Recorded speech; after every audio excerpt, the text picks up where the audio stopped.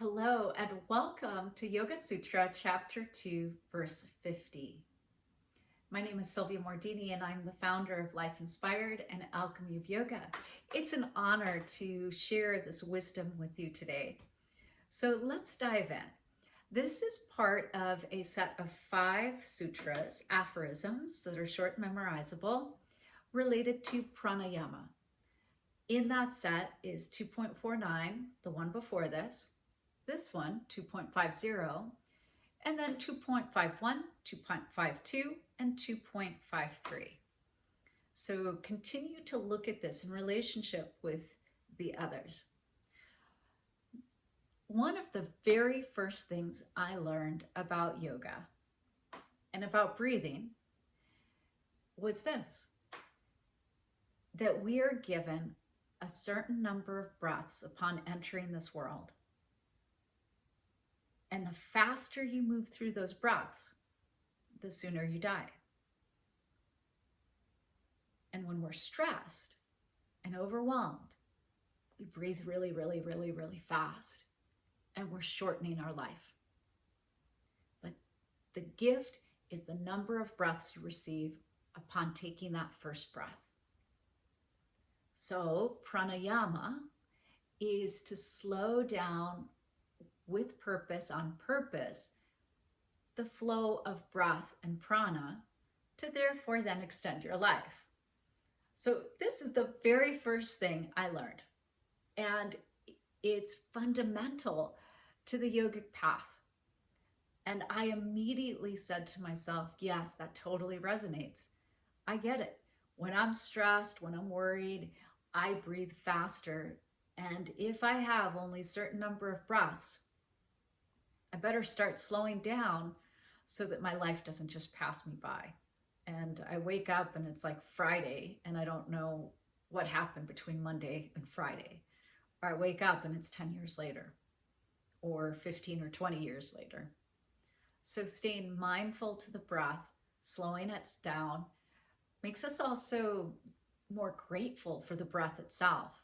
And I love what Gabrielle Roth writes in her book, Sweat Your Prayers. The breath is promiscuous. If you don't pay it attention, it will go find another lover. Says we won the breath lottery today. Are you paying your breath attention? Let's look at this sutra. Some key translations. Pranayama has 3 movements: inhalation, exhalation, and retention. Prolonged and fine. The regulation of these processes is achieved by modulating their length and maintaining this modulation for a period of time, as well as directing the mind into the process in uniform fashion. So let's just take that one, break it down. It's saying there's 3 parts: inhale, exhale, retain. All right, so far so good. And I'll tell you this, all of the translations agree with that part. 3 parts, 3 movements: inhalation, exhalation, retention. So that part is in agreement with every translation I've ever read. Then the next part is the qualitative experience of the breath, that in this translation, prolonged and fine. So you can modulate the length of the breath and that will have an impact. And you do it over a period of time. You can't just do it once. So maintaining that modulation, you repeat it and you repeat it and you repeat it in your breathwork practice in order to have the positive outcome that you're intending. So this effort is for the mind, because remember, yoga is not for the body. That's Ayurveda.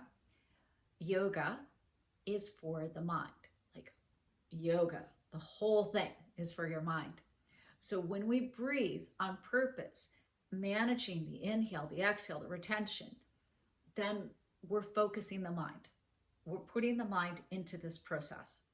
The second translation, the pranayama has 3 aspects of external or outward flow, exhalation, internal or inward flow, inhalation, and the third, which is the absence of both during the transition between them. And this is known as fixedness, retention, or suspension. These are regulated by place, time, and number, with the breath becoming more slow and subtle. Since remember, we're trying to slow down the breath to live longer, not to waste this currency of prana. So I love this translation because it's talking about the breath moving inwards and the breath moving outwards. If you think about the symbiotic relationship we have with the plant life, the plant people around us, the trees that are around where you're living right now, we breathe in oxygen. We take the inward flow from the trees around us.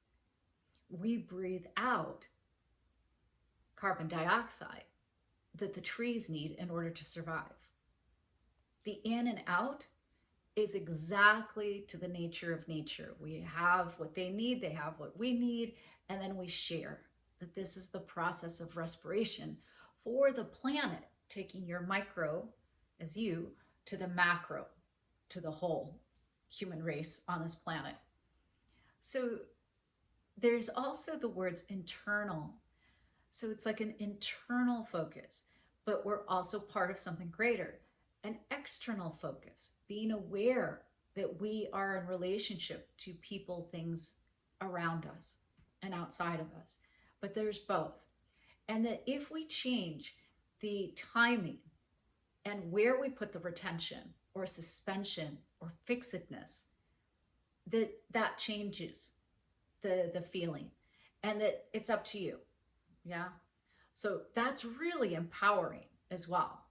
Now, nowhere in neither of these translations did it say, hold your breath. It's not that. When we retain the breath or suspend the breath, it's just being in that moment. It's gently.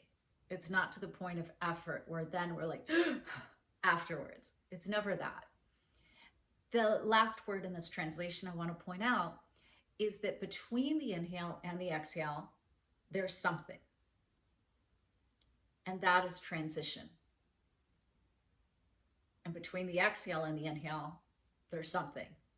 And that is transition. So really look at that word. It aren't the hardest parts of life, the transitions. Not the, working to get there, working to move away from there, but that point in between, here and there. Such is life. So there's power in that.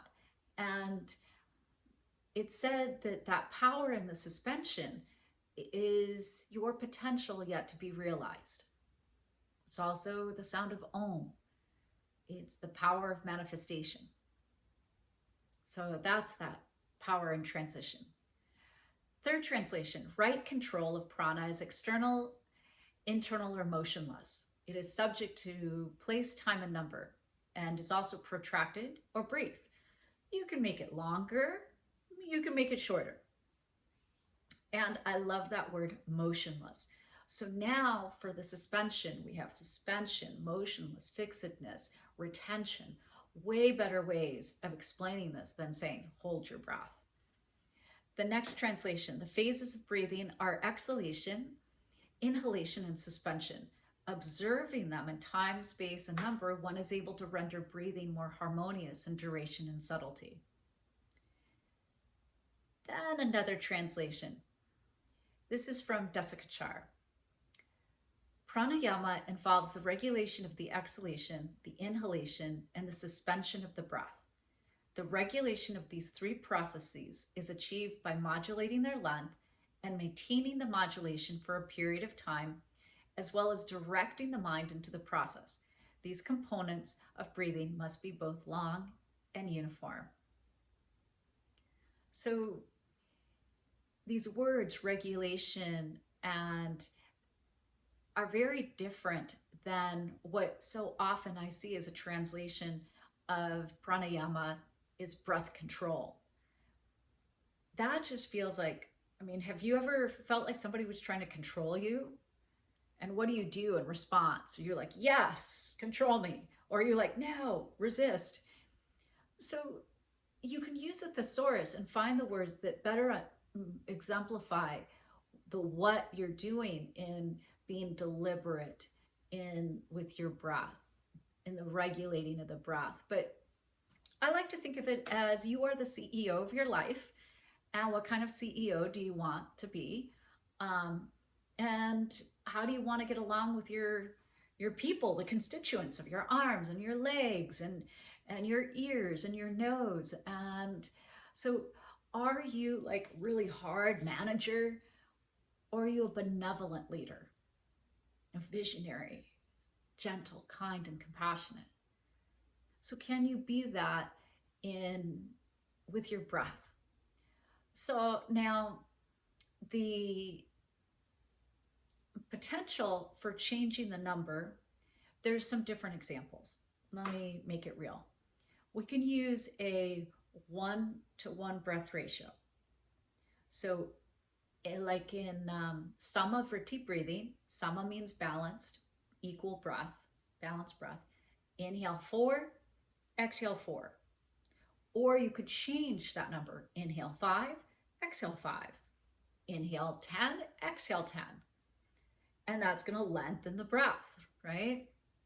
So that is a sama vriti breathing technique of balance, 1-1 breath ratio.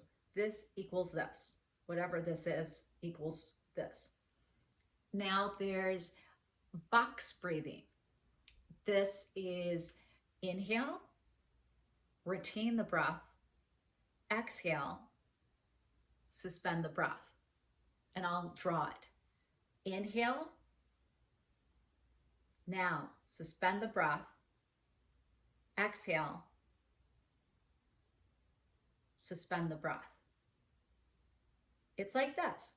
We're making a box, and that's why it's called box. It has 4 parts to this breathing technique, box breathing. It's very calming and good for your nervous system, reduces stress hormones. So that is 1-1-1-1. Inhale 4, retain 4, exhale 4, retain 4. Or you could make it visamavriti breathing, uneven. So you could inhale 8, suspend for 4, exhale 8, suspend for 4. That's a 2-1-2-1 ratio. Okay? This first part is double the second part. Inhale 8, suspend 4, exhale 8, suspend 4. Right? Hold the breath in, hold the breath out half as long as the inhale and the exhale. Or you could do 3-part breath, Dirga Pranayama, using all 3 parts of the lungs. Inhale, and then retain the breath at the top. And it could be 1-1-1. Inhale 4, hold 4, exhale 4. And that kumbhaka, that retention of the breath, 1-1-1. Could be 6-6-6, 7-7-7, 8-8-8, 10-10-10. But it's 1-1-1 breath ratio. Or it could be 1-2-1. Inhale 4, retain the breath for 8, exhale 4. So the retention at the top is double, 1-2-1, as the inhale and the exhale. Now, conversely, you could inhale 4, exhale 4, and then retain the breath out for, let's say, 4, 1-1-1. So the kumbhaka, the holding, the retention, the suspension, the motionless, the fixedness is on the exhalation. And again, that one could be 1-2-1. Inhale to 6, exhale 6, hold the breath out for 12. And there are different feelings, emotions, and impacts of the 1-1-1 or the 1-2-1 breathing technique, or 2-1-2. Inhale 8, retain the breath for 4, exhale 8. And there's also a difference to your personality if you're retaining at the top when you feel full or retaining at the bottom when you feel empty. One of the favorite techniques that I like to use is do both of those, but I'll ask people, are you more comfortable feeling full where you have everything? Or are you in a stage in your life where it felt more comfortable feeling simple with less, that you feel empty? And sometimes that's where we're at in life. And sometimes if we have scarcity mentality, we're like, oh gosh, feeling empty without the breath holding it out is like really disrupting. And we look at our psyche. So the breath reveals our personality, and we can manage our personality, but there's so much power in it all. And there are, again, amazing journaling questions for you to enjoy and to dive deeper. But the best thing is to practice, and you'll find videos to do just that. It's been a pleasure sharing this chapter 2, verse 50 with you. From my heart to your heart, to the heart of the universe. May you love yourself, love your day, and love